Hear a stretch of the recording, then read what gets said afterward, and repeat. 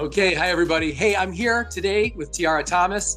She is a life alignment coach and a Psych-K Facilitator as well.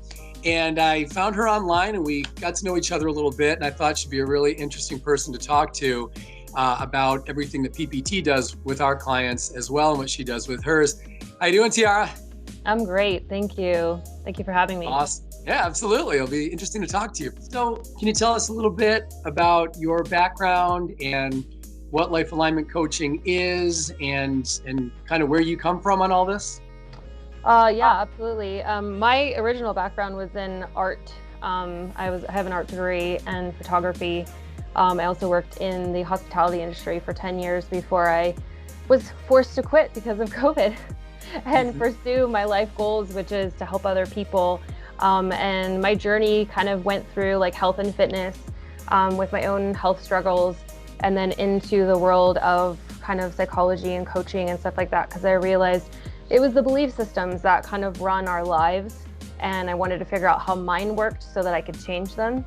And through my own experiences and my own journey, I was able to shift majorly in a lot of ways through some of the techniques that I learned, including Psych-K, which is a really useful tool for reprogramming subconscious beliefs. It's really awesome. Want to elaborate on Psych-K a little bit? Absolutely. Psych-K is something that is promoted heavily by Dr. Bruce Lipton.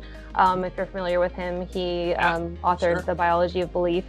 And Psych-K is a dual hemispheric brain balancing technique that uses applied kinesiology, muscle testing, to kind of decipher what belief systems your subconscious mind may not believe. So if you take like a positively stated statement such as, I'm worthy, you can test the subconscious mind and see, like, does your mind believe it or does it not?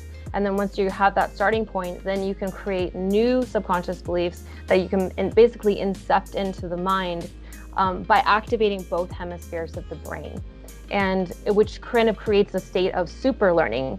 And that's why, with things like affirmations and stuff like that, like they have some degree of effectiveness, but you have to have like lots and lots of repetition, and being in certain brainwave states is really important as well. But with Psych-K, it's kind of a shortcut because of creating that cross communication between the hemispheres of the brain.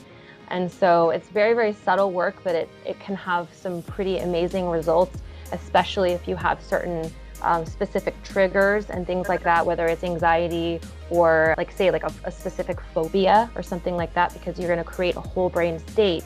And the reason why that happens is because trauma has a tendency to over-identify with one hemisphere or the other. And so by creating that communication, it reduces the stress response in the body. And it's that stress response that produces resistance to change. And there's a lot more in there too about subconscious mind, but that's it in a nutshell. It's funny, when Dr. Lipton is amazing. And I think anyone who's seen an interview with him, you don't even need to say anything. You just ask him a question and let him go. You know what I'm saying? And I can see why, because there's so much to this that what you just said obviously leads to so many more doors you want to open, right? Yeah. Yeah, amazing. I had no idea. That's amazing that it came from Dr. Bruce Lipton. So is he the creator of Psych-K? No, he's not the creator. Rob Williams, he's a psychotherapist that he created it. I think it was in like the late 80s, early 90s. And they just happened to meet at a conference where Dr. Bruce Lipton was talking about how belief systems were basically generating our epigenetics and everything, our health, our manifestation and all of that stuff. And then at the end of his talk, he's like, here's the problem, but I don't know how to solve it. And Rob Williams happened to be the next speaker, and he's like, I know exactly how to fix that. So just through synchronicity, they met and then started working together. That's wild. Okay, very cool. So how does Psych-K differ from like life alignment coaching, or is it kind of an offshoot of it? So I created life alignment coaching because of my experience with subconscious programming, because basically what it means to me is having alignment in your life is just creating a greater overlap between your conscious desires and then the subconscious beliefs behind that you may or may not be aware of. So bringing them to awareness and then changing them and creating that overlap is where you get that alignment. That's where manifestation occurs. That's where, you stop, repeating patterns in your life, where you actually learn those lessons and can kind of move through them. So I created that just based on my experience with Psych-K, but I don't necessarily use it in all of my sessions. I kind of have separated my coaching from Psych-K, because Psych-K is almost like its own little entity, its own tool. It's very helpful in the coaching world because it's just a really good shortcut. It's an amazing shortcut too, because you can change beliefs in other ways. There's so many different ways that you can approach changing beliefs. But Psych-K is just one of those amazing tools that you can use. Very nice. Thanks for that explanation. Yeah, I was telling you before we started recording is, I've been working as a health coach, life coach, and a contributor for the examinations for health coaching for a long time. And we're really focused on that trans-theoretical behavioral change model that gets used a lot in psychology and such. And it's all about the behaviors and the attitudes that client has towards those behaviors, and then the consequences or the benefits thereof. And we're in that circle, and that's really helpful. But to be honest, there is always that other element that I feel like is kind of missing, because I'll tell you why I say this is I've seen people make dramatic, huge changes to their perception of themselves and the way that they handle decision making and the way they look at their decisions and the way they wake up in the morning. But I don't really think it always changes their absolute core of who they are deep down inside under everything. I think at the end of the day, a lot of times they end up needing a refresher. It becomes who they are in that moment for maybe a year, 2 years, 3 years. It doesn't necessarily completely reprogram the way they see their own existence as a person. And I think that's where, we get these amazing changes, but there's still some leftover belief systems and usually some limiting beliefs about who they really are and what they can really accomplish. So I had 2 or 3 great years of whatever it is, fitness or nutrition or whatever we're changing, right? But sometimes they revert back. Would you say that this is kind of another component there to battling that and to really reprogramming their thinking completely?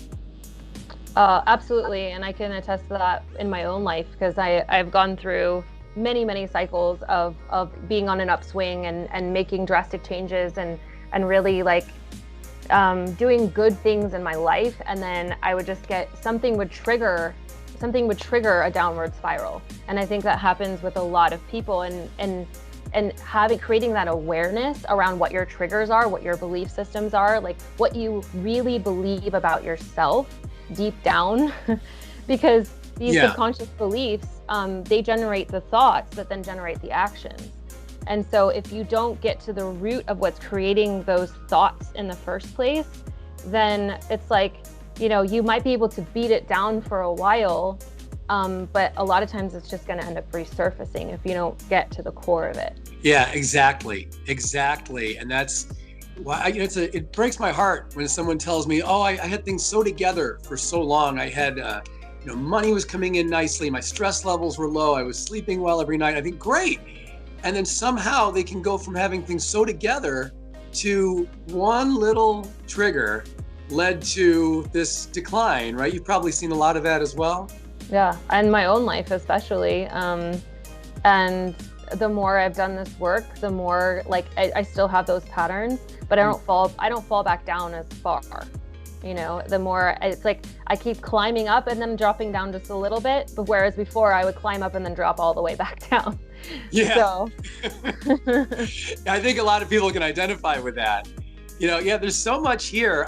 You talked a lot about belief systems, and what would you say, everybody, and I have talked to so many people at the beginning of their program, whether they end up working with me or one of our professionals, the limiting beliefs that people have are incredible, right? I mean, I'm blown away that when people come to us, they think that we can just kind of tell them you're going to do this, you're going to do this, you're going to do this, and bam, life's going to be better, whether it's gaining muscle, losing body fat, more energy, or all the above. there tends to be this belief that just tell me what to do and I'll do it.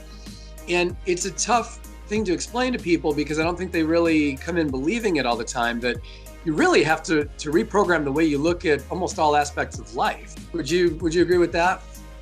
Yeah, I mean, it's this shift of perspective. It's like going from eating like a junk food diet and thinking that healthy food is gross. Yeah. Right.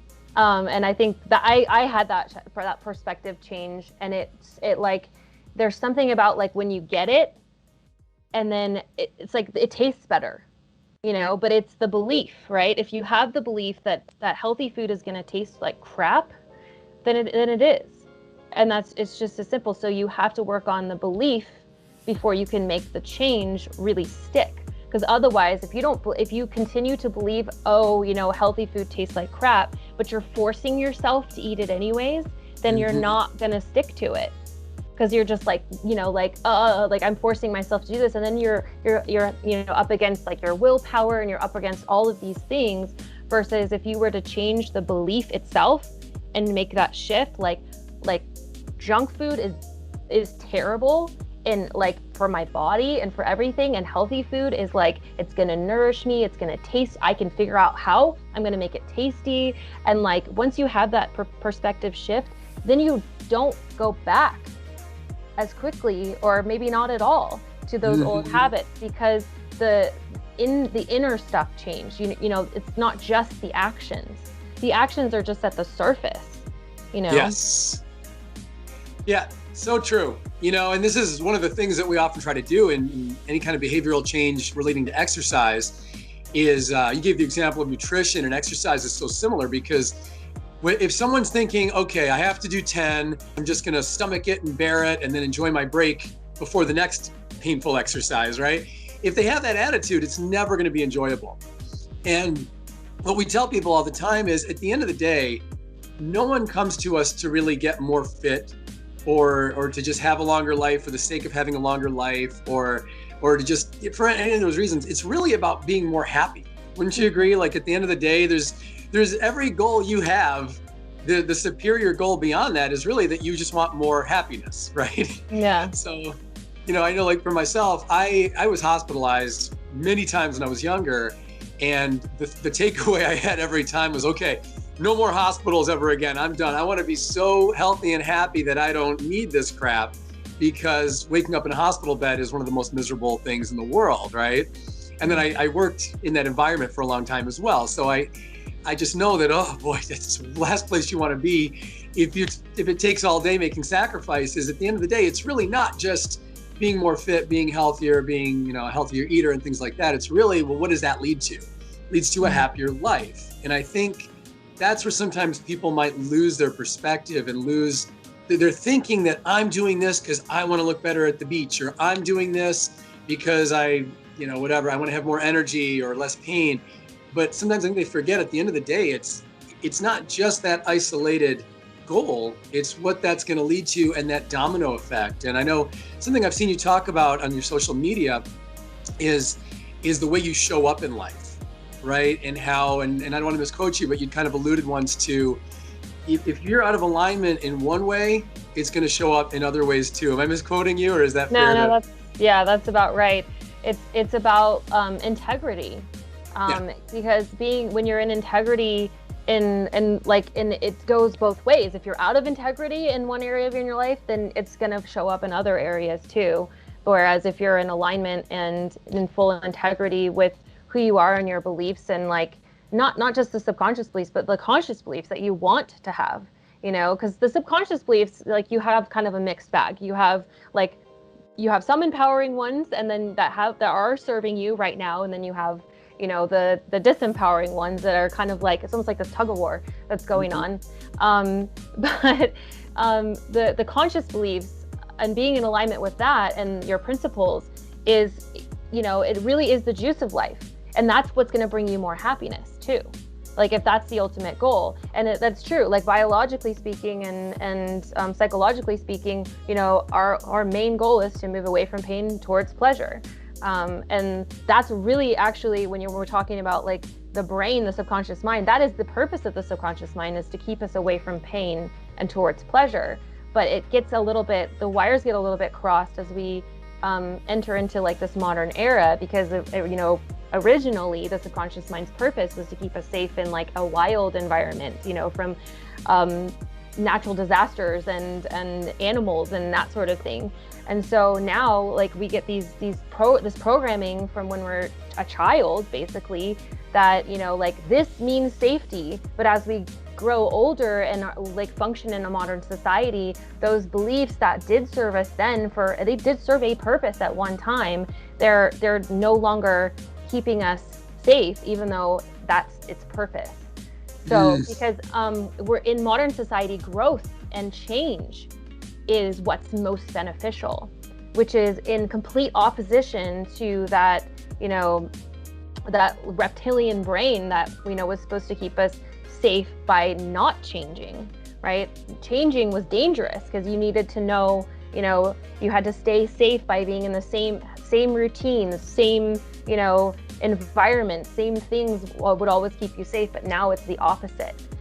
So it's interesting how, and that's why it's difficult to change, because our brain doesn't want us to, even though we need to, in order to really function and to reach that, like, enlightenment, that happiness, that that fulfillment that we're all looking for. Yeah, that is amazing. The environment is so different. Which brings me to, let me ask you a bit about how this plays into the way things have been these past 6 months, with the world having changed, maybe temporary, maybe not, in the way that it has. Are there any particular things that you've noticed now that we're in such a different psychological state and such a different, I feel like you've got people, we were always different. We always all had different views and different attitudes and things, but now those differences in many ways seem to be getting more pulled apart. Would you agree with that? Yeah, there's definitely a greater division and separation. And I think on like a really primal level, it just has to do with fear. And fear is like, physiologically, it shuts down your bodily functions, which can create, health problems. Stress, as we know, is like one of the biggest killers, and which is interesting because we're all supposed to be, staying safe from something that could kill us, and yet we're running towards the exact thing that will kill us eventually. Like, it's proven that stress is like so detrimental to our, our physical and our emotional and everything well-being. And fear is also a method of control. It's a way to manipulate people's their view of life and view of other people, because there's that natural drive to avoid pain and death.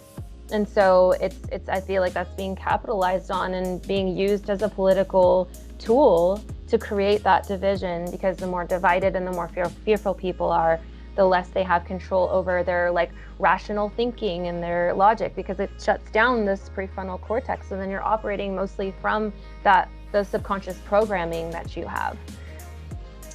Yeah. It's such an incredible shift.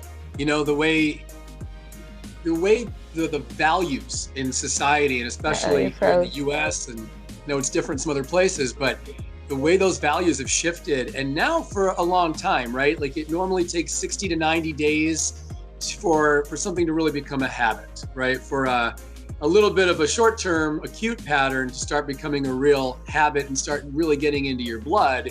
And now here we are post 6 months, and it's like, well, and I don't know, people are going to be watching this video in the future too, but at this particular point in time, things are very unique, because I think a lot of people have really changed the construct of what makes them make decisions throughout the day. And that's, I think, a real interesting and kind of scary thing as far as what's going on in the world right now. But let me ask you this before we wind down here. What would you say is either your greatest message for people in regard to what you do and the kind of lessons that you've learned and that you teach, or maybe even a story that you have about one of your clients' success stories, or any kind of major point that you could leave us with before we wrap up?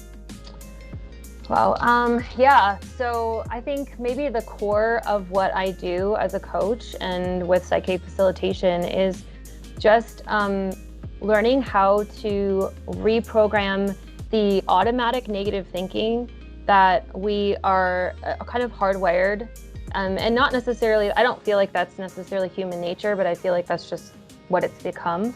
And that hardwired to just like constantly look for like negative patterns. And that's the subconscious programming trying to uphold any disempowering beliefs that we have. And so the core of what I do is just creating that mindset shift where you're looking at things from a different perspective. And that's through things like gratitude and appreciation, because then you're looking for what I call the proof and confirmation that your subconscious mind needs to completely start to reconstruct new belief systems. And that's like something that your conscious mind can do to actively, and it takes practice. It takes practice to start to pull from your past experiences and your immediate environment to reconstruct belief systems, because that's really what you want to do to get to the core of any cyclical patterns that are not serving you or that you just feel really stuck in. And as far as my clients, I have a couple clients that I've been working with recently who, like, one, you know, she what she really needed to work on in her life was to just let go of physical belongings. She was like hoarding a bunch of stuff, and through the work, it was like that physical release was what she needed to help reconstruct the reality that supported the belief systems that she was trying to construct. I had another woman too that was just working on her own self-love and self-empowerment. Like, she has these amazing gifts that she wanted to bring to the world, and she just kept having these like negative thought patterns of, you know, like, I'm not worthy, I'm not good enough.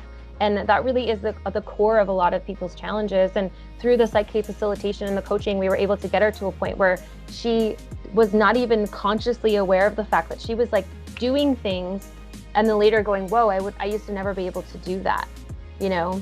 And these shifts are subtle. Like, they integrate so naturally that, like, in my own life, I used to have a lot of food addiction, a lot of that, like I had an eating disorder, I had bulimia, and then that kind of translated into orthorexia, because then I went over to the pendulum swung the other way, and I was eating lots of raw food and counting all my calories and that sort of thing. And even post that, I'd still have cycles of binge eating and like that sort of thing. And once I started to get into like the programming and the belief systems about myself, I didn't notice the day that it happened, but like the addictions kind of just fell away.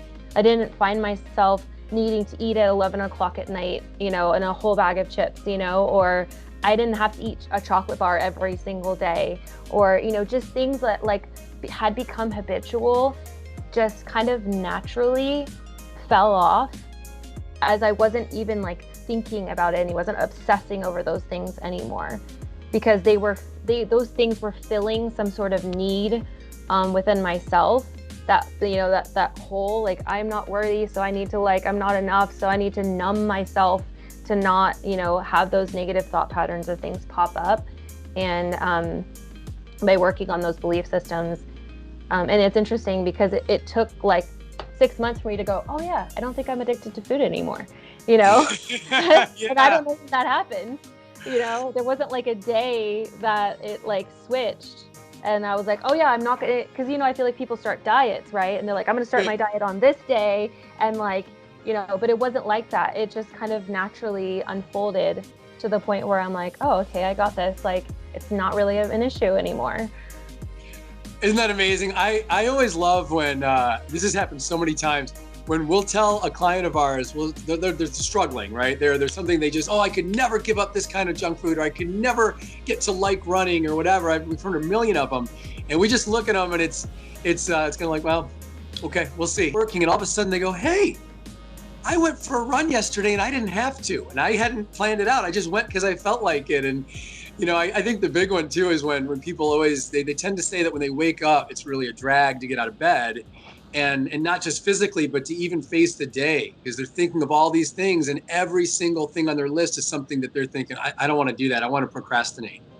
And instead they kind of spring out of bed and let's go get my workout in and get my smoothie and do it. And they actually, it's not even a chore, and then it's not even neutral, but it gets to the point where they can't wait to do it, right? And they start missing any time to do it. And a vacation's almost a bummer because I'm not gonna have access to my normal workout environment and things like that. So yeah, it's so cool, isn't it, when change goes that deep? And I think that's probably at least for me, that's probably the greatest message to put out there for people, is that you're not going to be dragging through mud all the time. It's like that in the beginning, but eventually you have that aha moment where you're like, I can't believe how cool this is. Very nice. Well, Tiara, this has been great. How can people find you on social media? You can find me on Instagram or Facebook at Life Alignment Coaching. That was my business pages. Yeah. Okay, very cool. Any final thoughts or anything for our viewers? Yeah, I mean, when it comes to changing your core beliefs, the first step is to just try to uncover like what disempowering beliefs that you have. Like look at the patterns in your life, because that's usually where the juice is. Like whatever you keep repeating is a lesson or a belief system that is underlying that.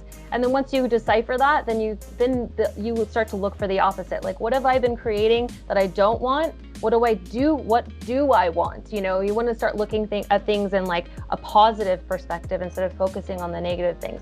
And that's why gratitude and appreciation are so crucial when it comes to making like big changes like that. And that's just like a good starting point if you're looking to like change your belief systems. Awesome. Very well said. Hey, thanks again for the interview today, Tiara. I appreciate it. You're welcome. It was absolutely my pleasure. Absolutely. All right, thanks so much.